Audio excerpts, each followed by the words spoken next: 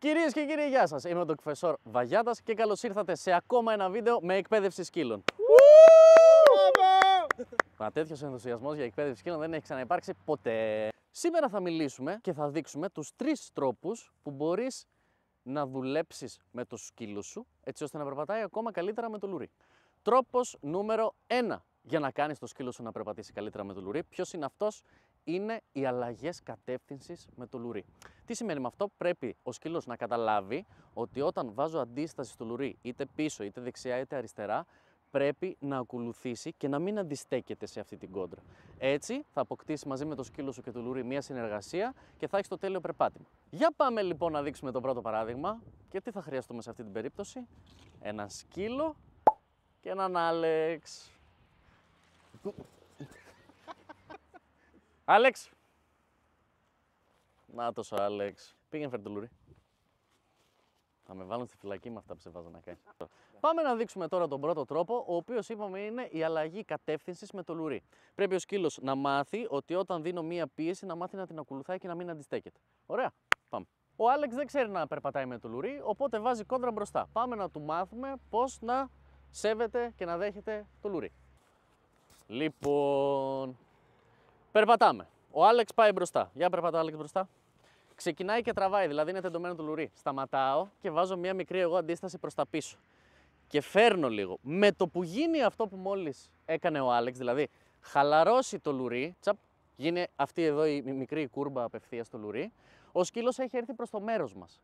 Άρα σταμάτησε να αντιστέκεται. Τσουπ, χαλάρωσε και συνεχίζω από εδώ. Με το που ακολουθάει ο Άλεξ μαζί μου, μπράβο τα αγόρι! Δεν χρειάζεται απευθείας ο Άλεξ να ακολουθήσει στο λουρί, αλλά με το που χαλαρώσει ο ημάντας από το λαιμό του και γυρίσει προς το μέρος μας, ξεκινάμε την επιβράβευση και συνεχίζουμε προς την κατεύθυνση που πηγαίναμε. Περπατάει ο Άλεξ, βάζω αντίσταση και μια κατεύθυνση, μπράβο τα αγόρι! Ξαναπερπάτα προς τα εκεί, βάζω αντίσταση, ακολουθάει, μπράβο τα αγόρι και συνεχίζω. Και αντίστοιχα χαϊδεύω τον σκύλο, τον Άλεξ και δίνω και λιχουδιά. Μπράβο τα αγόρι, εδώ κάθεται, παρακολουθεί ο μαθητής. Αυτό τώρα, ιδανικά, όταν το δουλεύεις, δεν χρειάζεται ο σκύλος να φύγει μακριά, απλά δουλεύεις τη συγκεκριμένη άσκηση. Θα το δείξω και με σκύλο. Τζουτζούκους. Λοιπόν, τώρα θα το δείξω με σκύλο. Πάμε αγόρι. Περπατάμε. Αλλάζω κατεύθυνση, μπράβο τα αγόρι. Ξαναλάζω κατεύθυνση, δείτε, βάζει αντίσταση τώρα, τραβάω λίγο, μπράβο τα αγόρι, τέλειος. Ξανά περπατάω, πάω από εδώ, μπράβο. Μπράβο. Βάζω αντίσταση, να ακολουθήσει, μπράβο τα αγόρι με το που χαλαρώνει το λουρί, σούπερ, μπράβο. Επίσης, αν δεν έχετε δει το βίντεο με τις 2 λέξεις επιβράβευσης, να το δείτε γιατί χρειάζεται σε όλες τις εντολές, για να ξεκαθαρίσει τι σημαίνει το μπράβο και το yes. Βάζω αντίσταση, μπράβο τα αγόρι με το που χαλαρώνει, σούπερ. Δεν είναι δύσκολο, είναι απλό, μην φοβάστε να πειραματιστείτε. Θα κάνετε λάθη, θα κάνει λάθη και ο σκύλος, αλλά θα το βρείτε σιγά σιγά. Ο πρώτος τρόπος ήταν αυτός. Παρένθεση τώρα.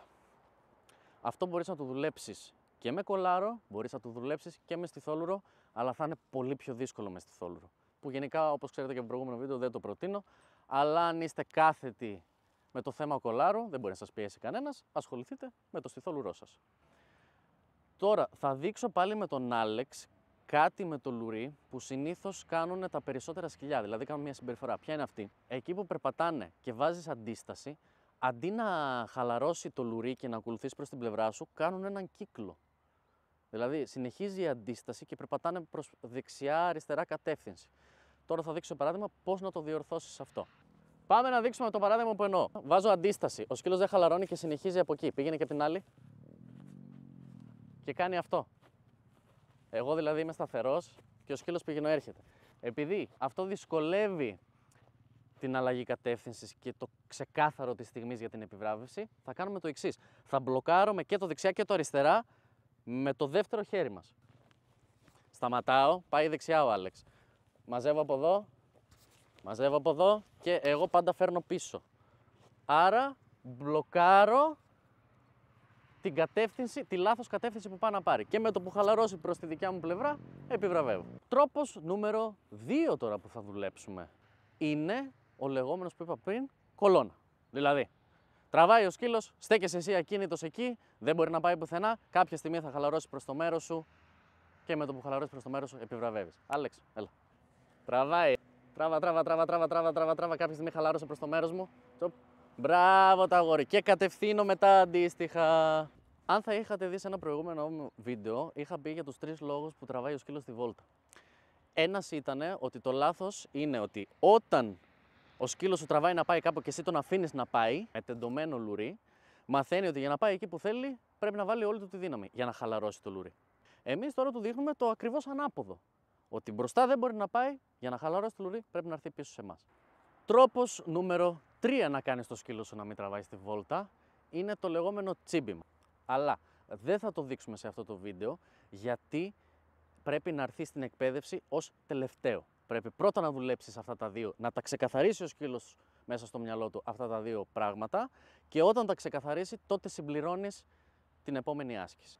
Αυτό ήταν το σημερινό βίντεο και όπως είδατε είχε να κάνει με το σωστό περπάτημα λουριού. Αν σας άρεσε το βίντεο λοιπόν, κάντε like, κάντε subscribe, πατήστε το καμπανάκι πάνω για να έχετε πάνω ειδοποιήσεις. Ακολουθήστε με στο Instagram, j_Vagyatas και στο TikTok, Dogfessor Vagyatas. Μέχρι το επόμενο βίντεο, τα λέμε.